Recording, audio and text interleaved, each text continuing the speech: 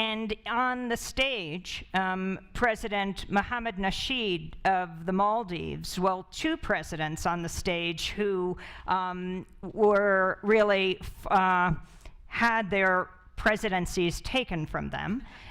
President Nasheed was forced out of the presidency in 2012 with a gun to his head in a coup in a country we've all come to know as on the front lines of climate change, the Maldives. And he's become such an eloquent spokesperson at UN climate summit after summit until he was forced out. And, well, Vice President Al Gore, who I think has become particularly powerful spokesperson after his position of power in the government. And that's going to be the focus of what we're going to talk about today. The power of movements to tell their stories, to ensure that we hear what people who are making history have to say. And that's the role of an independent media and all the media, to go to where the silence is, to ensure that, well, I see the media as a huge kitchen table that we all sit around and debate and discuss the most important issues of the day, war and peace, life and death, and anything less than that is a disservice to a democratic society. So here today, we'll equalize the playing field, and we'll hear from people who are documenting those who are speaking out, or who are speaking out themselves. I wanted to turn to Mohamed Nasheed. In January 18th, just a few days ago, marked the first anniversary of your release from jail. Or rather, escape from jail. Your escape from jail. Months before the 2009 UN Climate Summit, you made international headlines when you held a cabinet meeting underwater to bring attention to the dire consequences of global warming. Along with other government and cabinet ministers, you wore scuba gear and plunged nearly 20 feet into the Indian Ocean. You were president until 2012, when you escaped when a gun was put to your head. But that hasn't stopped you from speaking out on the issue of climate change. Can you tell us about what happened to you and what you're doing to change the climate, not only of your country, but of the world, in every sense of the word? Well, thank you very much, and it's a pleasure to be here and with this panel and also speaking to you.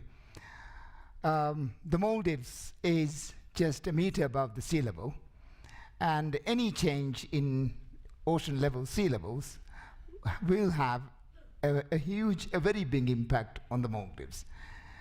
For us, it's already happening. It's not something that is going to happen in the future. So we should be bracing ourselves for more adaptation measures than trying to mitigate further change. And the type of adaptation that is required for the Maldives and many other low-lying islands is very, very expensive. And therefore, we must find low-cost, more biological adaptation measures that would help us to survive. I want to point out, climate change has very often been taken as an ethical issue and a human rights issue, and so it should be. But I think it's also very important to see climate change as an economic issue. In my view, the market mechanism and the profit motive can fix the world. I understand that it is through these mechanisms that we've come to where we are, but I think it is also possible to find solutions through the market. The technology is out there, it's new, and I believe that a low carbon development strategy is possible. Very often, developed country leaders assume that carbon emission is equal to development. But I have a view that the fossil fuel development model is obsolete. It's Victorian, it's very old, it's cumbersome, it's big, it's dirty, and I believe that the new technology is far more efficient, and we would be able to have a better life by embracing the new technology. Now, if you are unable to embrace the new technology, you of course cannot be the leaders of tomorrow. Amy was asking me what has happened to me. Well, many things have happened to me. But I believe that we must keep going, and we cannot give up. We should not give up, and I'm certain that I will not ever give up. Vice President Al Gore's new film, there is so much hope. There is so much that can be done. And every challenge that we face, I would like to see it as an opportunity. President Nasheed, this panel is about the power of storytelling, so I don't want you to get out of telling your own story briefly. It is such an important one and inspires so many people, especially young people. If you could briefly... Well, okay, I started my life, my working life. I started my working life as a journalist, and then I started writing. This was back in 1989, and every time I wrote, they arrested me. And then every time, then they would release me again, and then I would write again. And then I would be arrested again. I've been tortured twice. I've been, many things have been done to me, but I don't, you don't want these details in the storytelling. But then finally, I thought that I might have some safety and security if I were to be able to become a politician. So I contested for a parliamentary seat. Strangely enough, I won it. And then I got arrested again for having won that seat. So that didn't really quite work out. Then I went into exile abroad, and then we started a political party in exile, first in Sri Lanka, Colombo, and then later on in Salisbury, England.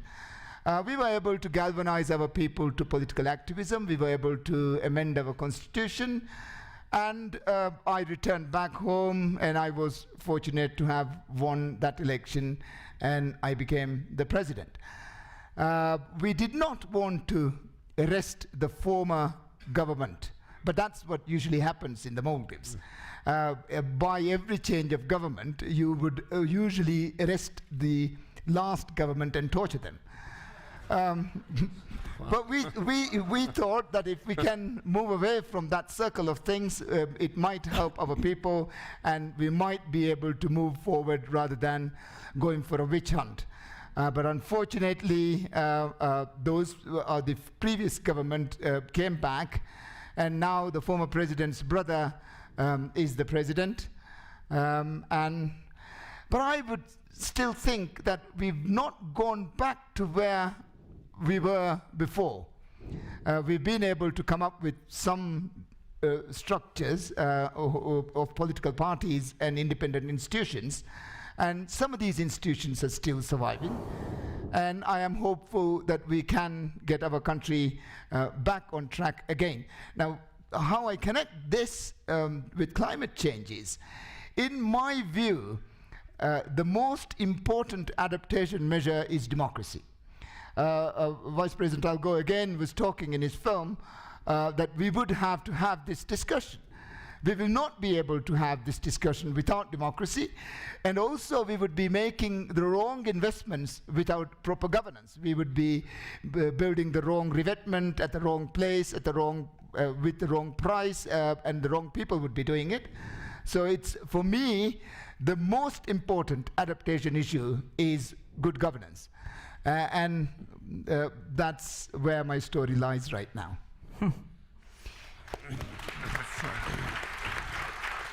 The title of a whole track here at Sundance is The New Climate, in every sense of the word. And I thought no better person to address this than someone who won a Nobel Peace Prize for his environmental activism and an Academy Award for the film about him, The Inconvenient Truth. I know that the current president of the United States has called for the Nobel Committee to rescind that Peace Prize because of your focus on climate change. And Vice President Gore, I wanted to ask you about the latest developments. We have a new president who's chosen for his cabinet, a man he himself calls, as Secretary of State, Mr. Exxon. And just this week, in the pre-inaugural activities and addressing over 100 diplomats, he was looking for Rex Tillerson, the former CEO of the largest private oil corporation in the world, ExxonMobil. He was looking for him in the audience. And he said, "Rex, where are you?" And he turned to the diplomats and said, "He's led this charmed life. He goes into a country, takes the oil, goes into another country. It's tough dealing with these politicians, right?" he said. And then on Saturday, President Trump, his first visit was to the CIA, where he stood in front of the Wall of the Fallen, those CIA officials or agents who died in action. He mainly focused on the size of his inaugural audience, but he did talk about his plans and looked back in history. He was there with his hope for the head of the CIA, Congressmember Mike Pompeo, but he told the CIA officials that when the United States went into Iraq, we should have kept the oil. And then, of course, chosen as the head of the EPA, if he is approved, Scott Pruitt, the Oklahoma Attorney General, who has sued the EPA 14 times, not for doing too little, of course, but for engaging in any kind of regulation. You've met with the president in this transition period, and I was wondering if you can assess this new climate and our new president.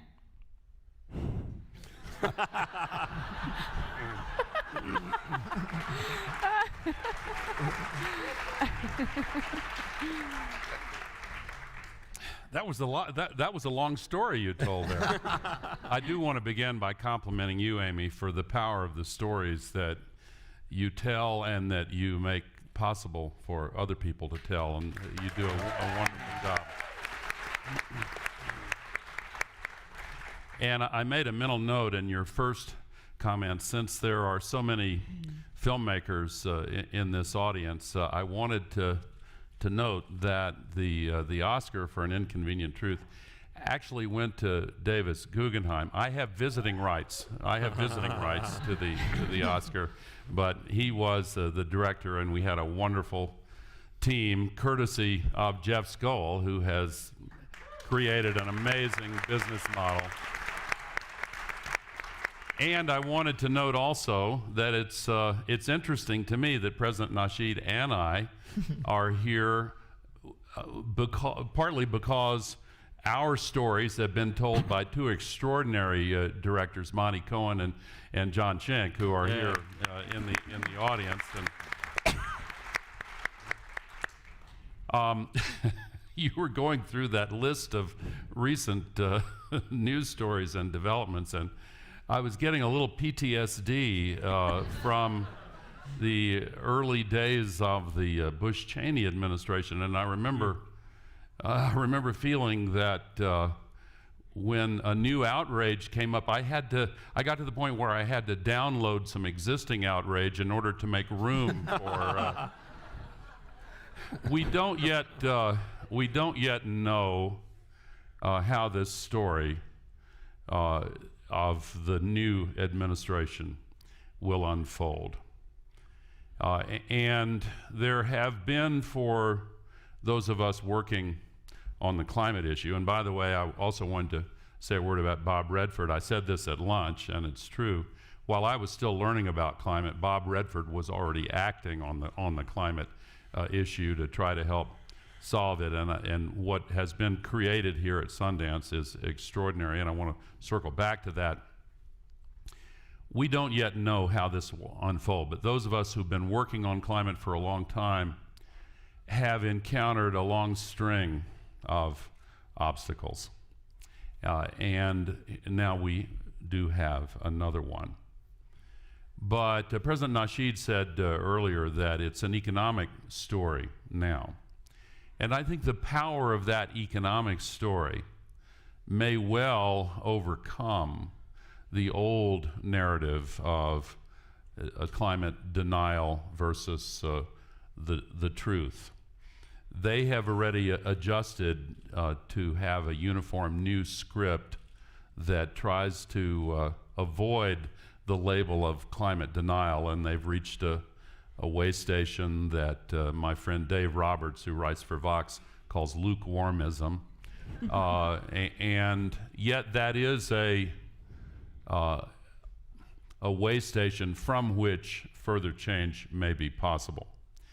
But the hopeful story of what has developed in the last decade since An Inconvenient Truth came out is that the cost of electricity from renewable sources, principally solar and wind, and now the cost of energy storage, principally in batteries, and the cost of hundreds of new efficiency technologies that are not as well known but are transformative. All those costs have come down so rapidly that they've created a new world of opportunity that is irresistible for business and industry and investors. The sustainability revolution that is now unfolding in the world is in the historical sequence of the agricultural revolution, industrial revolution, information revolution, but it's unique in this sense. It has the breadth and scope of the industrial revolution, which completely transformed our world over a century and a half or more, but it has the speed of the information revolution. It is happening extremely rapidly, and it is changing everything. The latest contracts for electricity from solar panels signed within the last 6 months are coming in at less than 2.5 cents per kilowatt hour. And for those who don't follow these kinds of metrics, that is less than half of the cost of electricity from burning coal. Now, the power of the fossil fuel industry built up over the last century and a half. And by the way, we still rely on fossil fuels for roughly 85% of all the energy the world uses. But during that long period of its dominance, they have developed a lot of wealth and a lot of political power that they are now wielding to try to hold back this sustainability revolution. Indeed, I think part of President Nasheed's story is that this family that pushed him out had the contract for diesel fuel in the Maldives. In the Maldives, yeah. And their source of wealth to sell diesel fuel as the fuel that produced all the electricity in the Maldives was threatened by all the solar panels that President Nasheed was installing, and that's kind of the underlying story of the struggle that took place there. We have our own version of that exact story here in the United States. There are places, in fact, you could take the state of Utah as an example, where the fossil fuel burning utility has used its legacy, political and economic power, to put nearly unsurpassable barriers to solar and wind. In Wyoming last week, some legislators introduced legislation to make it illegal to put up a solar panel or a windmill. Now, surely to God that won't pass, but in Florida, the Sunshine State, Florida Power and Light, the biggest utility, has made it illegal because they control the legislature. You know, that's another story that we can get into, and maybe we should. But if you want to lease a solar panel for your roof in the Sunshine State, no, you're violating the law, because the fossil fuel burning utility makes the law with puppets in the legislature that do what they want because they are completely beholden to them for the money that they need to get elected. I'm going too long, but may I make one other point here? The power of story is what we're talking about here. I would like to add to that narrative the power of deciding which stories get told. the power of setting the agenda.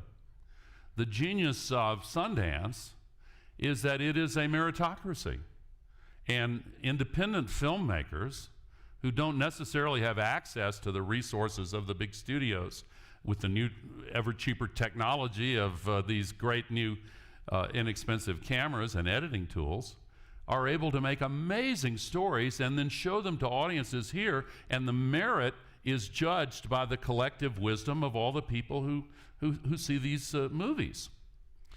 Writ large, that mechanism used to operate in the United States of America.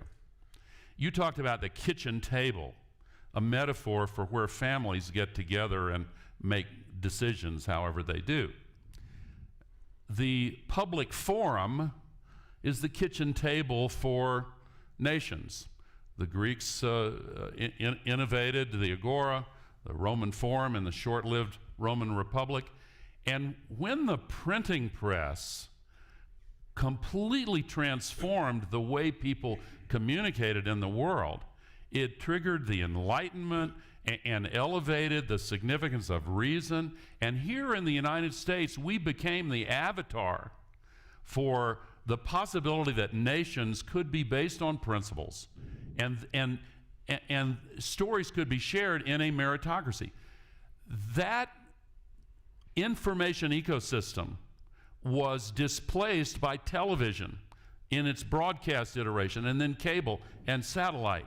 And all of a sudden, gatekeepers charged fees before you could get into the public forum to tell your story. So all of a sudden, the power to choose which stories were told went to the people who had enough money to control that. The internet is now displacing television, and the future of our ability to decide which stories get told depends on moving the forms and institutions of our democracy onto the internet as quickly as possible, creating tools to deal with these echo chambers, to deal with fake news, and to make sure that we have the ability to find stories that ring true. So your thoughts, you've devoted many years now to telling people the story of climate change, to warning people about what is happening. We now have a climate change denying president, proudly denying it, calling it a Chinese hoax. And I'm wondering what your thoughts are and what you said to him when you met with him, and how we move forward from here. Well, as you may know, I still feel that it's the appropriate thing for me to do to protect the privacy of that communication and subsequent communications. Because I think it's always better to have the opportunity to communicate, so long as there is a chance that it will do some good. And as I said before, we have yet to see how these chapters will unfold in this new administration. The events of yesterday give me a great deal of hope. I think that part of this story, underreported, as you mentioned, is that we are seeing the beginning of the biggest outpouring of citizen activism that we've seen since the Vietnam War. And we have to translate it into action. And I'll just push this one last question around the Secretary of State, because this is truly unprecedented.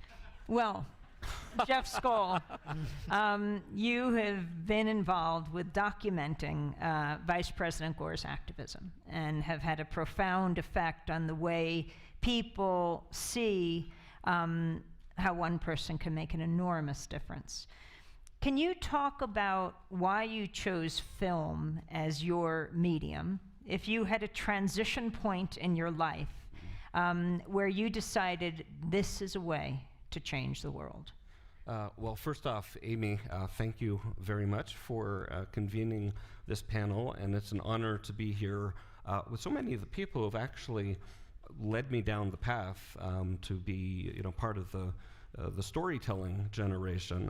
And I grew up in Canada in a middle-class family, and we would often go camping for the summers. And I wasn't much good at hockey. I was small, but I made up for it by being slow and uncoordinated. But I was a good reader, and I read a lot of books that talked about the future. And it seemed to me that the world of the future might not be, as bright and prosperous as it had been for my generation.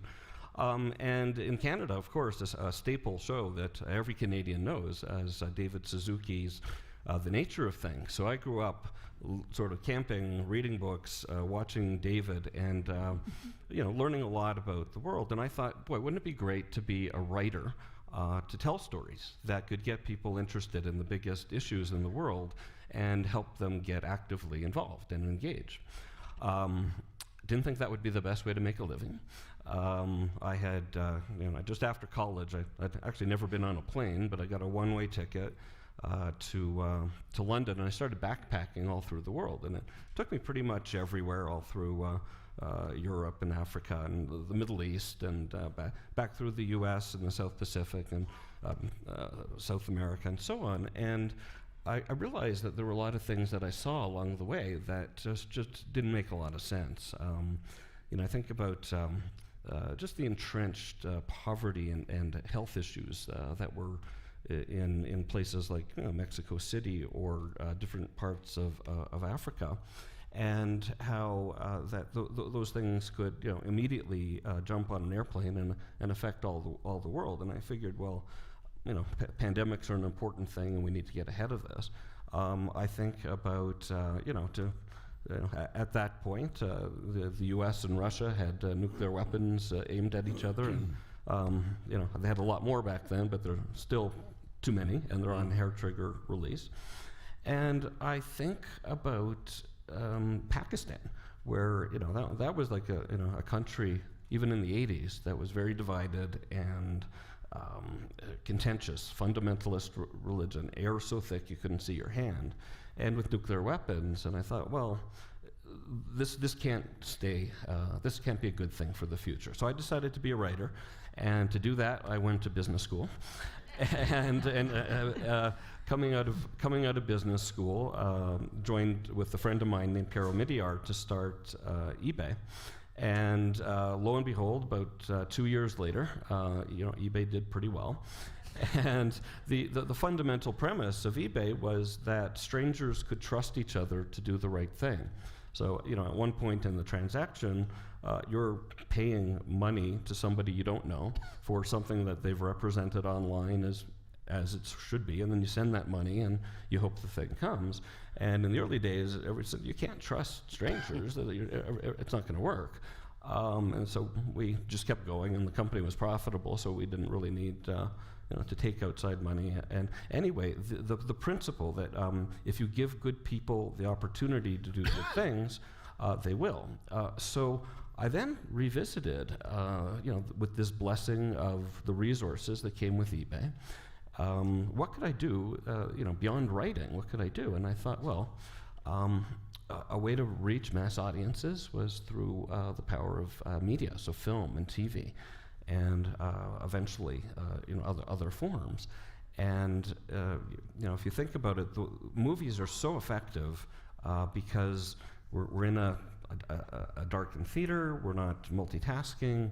The words, the images, the sounds come through, and they get past the conscious guard, and they actually help you kind of see the world in a different way.